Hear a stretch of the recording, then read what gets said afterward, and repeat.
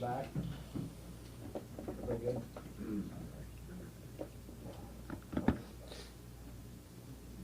You want me to start it or you want it off? You want me to start it? All right, everybody good? All right, we can get started. We'll just open up the questions.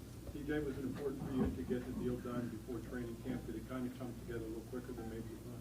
I just wanted the deal to get done, and obviously I'm happy it got done before training camp, just to be able to be here, to eliminate any potential distraction, to just worry about football. I'm just excited. I'm really excited to be here.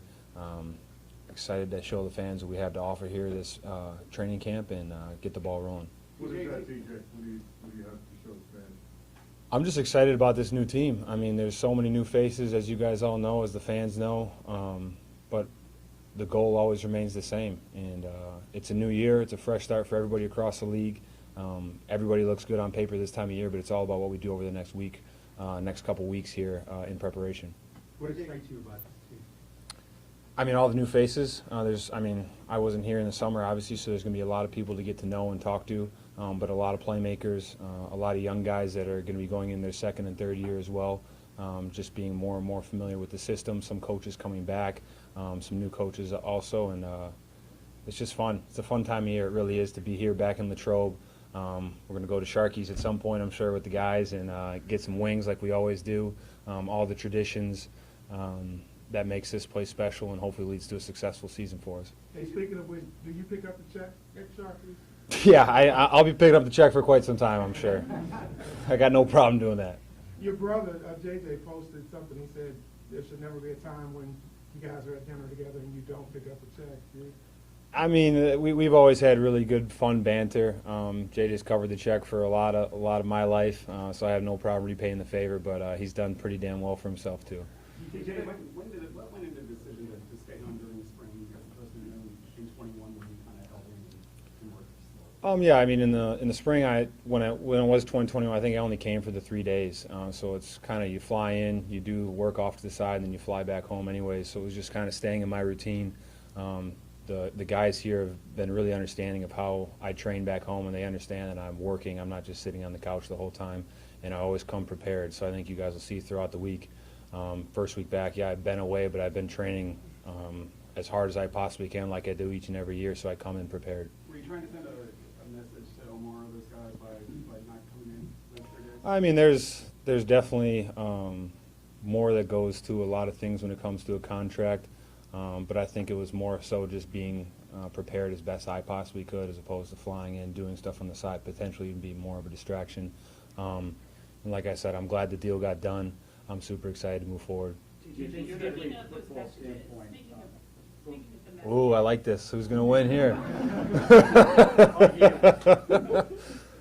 of messages, you post on your Instagram story of Eastside during the off season. Was that a particular message to anyone? Did you just feel like posting a picture at that point? I mean, sometimes it's just fun to have fun with the narratives out there, because I mean, obviously I'm very in tune with what's going on in negotiations and how things are going, and it's fun to see what you guys are all writing, thinking that things are one way even though they're completely a different way. So sometimes it's fun, especially when it's early in the off season, to kind of throw something out there and see what happens, and it stirred things up a lot more than I ever thought it could.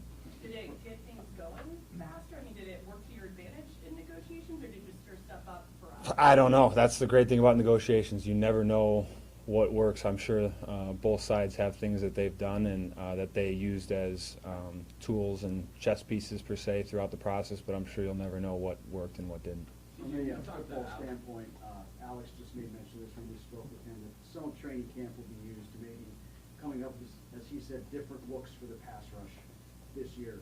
I know you've been in contract discussion mode, but have there been any discussions about how you might move around a little bit more this year on the field? I know you alluded to that with us Yeah. in your exit interview. I mean, that's something that this time of year is perfect for, to move around, to get comfortable.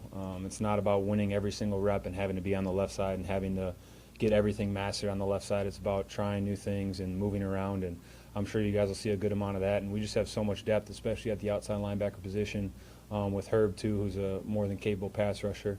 So I'm sure we'll have some cool packages and some new stuff for you guys to see. TJ, what can you guys do to kind of prevent these late season letdowns that you've kind of had over the last, say, 4 or 5 years? Well, I mean, I think it's staying healthy is a huge thing. I think it's rotating more. I think it's staying fresh. I think it's the way we approach practice, the way we approach everything. I think everything you do is contagious in one way or another. So I'm just trying to be the best teammate I can be, day in and day out, be as consistent as possible. And as the stretch goes on, you have to find ways to stay fresh and to modify if you need to. And those are all conversations that we're going to have this time of year to make sure that we're able to make that push when we need to. Did you sense any problems in that Baltimore game beyond scheme or execution? The team got ripped pretty hard on broadcast for effort and pushback and some of the intangible stuff. I mean, I'm not going to continue to look back. I'm excited to be here this year and move forward. You need to be a dominant player in your 30s, like it's just human body, it's human nature. You get to your 30s, not necessarily the same. You feel like you are the same player you were 5 or 6 years ago. Does that motivate you going forward? Absolutely. I mean, Cam Hayward's doing it going into his 40s, it seems like. So I do. In all honesty, though, I do have a great teammate in Cam to look to how you sustain your career. And that's something that's important to me. It's something that I want to give to the city of Pittsburgh. I want to give to this organization, its longevity, and doing everything I possibly can each and every day to have success on the football field. At the end of last year, TJ, you were talking about how there's a big difference between guys that won a Super Bowl and those who haven't. What gives you confidence over the course of this new contract that you guys can take the necessary steps to get there? I think that it's the endless pursuit of it and just wanting to continue to do everything possible, turn over every stone. And as to this point, we haven't been able to do that. And you see the aggressiveness that we're taking organizationally. I'm doing everything I can personally, whether that's moving around, mentoring younger guys as much as I possibly can, asking guys who have won Super Bowls before, whether here in this building or not, what we can do. And I think that's really all that we can do, and just keep putting our heads down and working. We can sit here and talk and talk and talk about not winning a playoff game and how much I want to do it, but at the end of the day, it's just lip service. It's all about what we do, and that's why I'm excited to be back here. That's why I'm excited to get to know each and every guy on this new team that we have and get to work, man. So you know there's always going to be change to a team. Was this more change maybe than you expected that they would make? I mean, they were making trades and signings and even going into late June, making a big deal. I mean, the longer I'm in the league, the more turnover it seems to have year in and year out, honestly, just because I don't have a lot of guys in my draft class, if any, with me anymore. And like I said before, it's all about being aggressive. And you love to see the front office be aggressive and go out and acquire guys that we all truly feel like are going to help us get over the hump. And I'm excited to get to work with them. TJ, after the draft, Mike Tomlin said that the draft and free agency, physicality was targeted. Is that needed? Yeah, I mean, especially on the defense side of the ball, I think teams need to understand that when they come to Pittsburgh, when they play the Steelers, it's a certain brand of football. And that's why you see, especially on the D-line, drafting a D-lineman in the first round is kind of setting the tone to emulating that message, to getting that message across. And that's why we tackle so much in training camp. That's why we go full pads as much as we do. And it'll be interesting to see some guys that have been in other places that come here for the first time and see how much that we tackle. But it definitely is important. There's turnover every single year, but is this year just a little bit different, or is there something that happened in this bigger offseason with the way this defense has changed that excites you maybe in a different way than it has in the past? I don't think it's possible for me to get more excited going into each and every season. Honestly, I think that there are a lot of narratives and a lot of things that are flashy out there in the media for you guys to cover as far as the people, the high-profile guys that we acquired. But every season I'm very confident in the guys that we have in our locker room, whether they're high-profile guys or not. I mean, just thinking of a guy like Corey Trice, a guy that isn't going to be known in the national media, but I'm excited to see what he brings to the table this fall. So I'm excited every year. I don't think it's possible to be more excited than I have been in the past. Patrick Queen, just a little while ago, he said that this is really a proving year, especially for the guys on defense.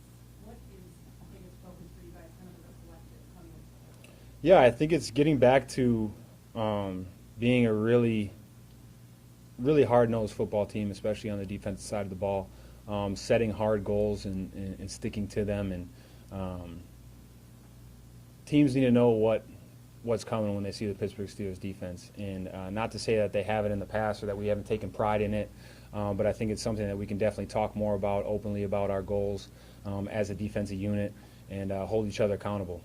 DJ, what was your reaction to make that trade? Oh, I was shocked. I was just as shocked as I'm sure everybody in this room was. Mick was a great friend, a great teammate. Unfortunate the business side of things. Wish him nothing but the best, but obviously the front office felt like they need to go a different direction. I'm excited about the new talent that we acquired via the trade, but the business is just a business sometimes. Gino, we talked to Alex and Nick and your position coach, and all of them, when during your negotiations, all of them expressed a lot of confidence that this is going to work out. We're not worried about it. They were in constant contact with you. How important was that for you to have that connection with them and that they understood this was going to be a thing? Yeah, it's cool. I mean, when I've been doing it this long, you go through a lot of people, go through their negotiations, and then obviously you go through some yourself. And everybody, ever since I've been here, has been really cool about understanding the business side and separating business and football. And those guys are all great. I mean, it was nice to have Herbig up and training with me for the last month or so, just to be able to have another NFL guy that's in the locker room here. We do the same drills and stuff to be able to measure up where we are in the offseason. When you talk about the narratives of negotiations, can you address the one that was out there about, were you waiting to see what Crosby and Garrett got in their deals before you came to a conclusion on yours? Or, like your brother said, would you have been fine with just signing the deal day one if it had come before Max's deal? Yeah, I mean, timing, it takes two to get a deal done. That's all I'll say about that. But I'm just glad that a deal got done when it did, and I'm glad to be here.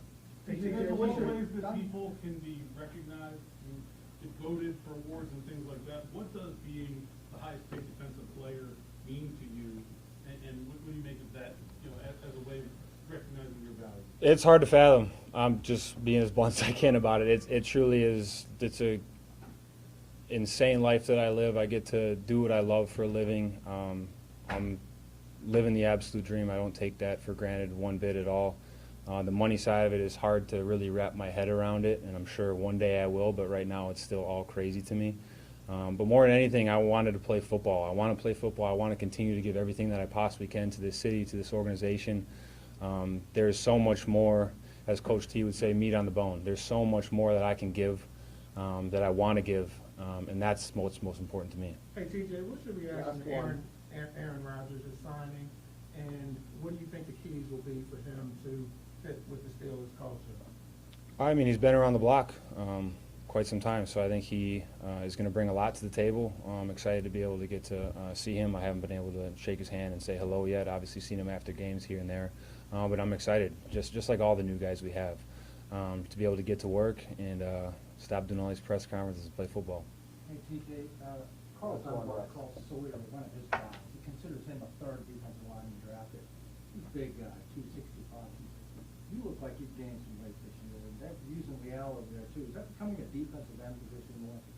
I think it's just trying to get as many people on the field as we possibly can, especially when sometimes we carry 3, sometimes we carry 4 or 5 outside linebackers, and on game day it's hard when they're trying to set the roster of how many guys are going to be up at what position. And when you have that hybrid role as a defensive tackle or an outside linebacker, it might be a little bit more on their plate as far as play calling and drops in certain coverages. But I think it's very beneficial when you have a Leal or a Sawyer who can play kind of that hybrid role and also cover kicks or cover punts.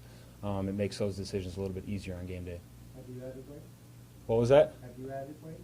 Have I had it what? Added weight. Oh, have I added weight? No, I'm right about the same. Thanks, though.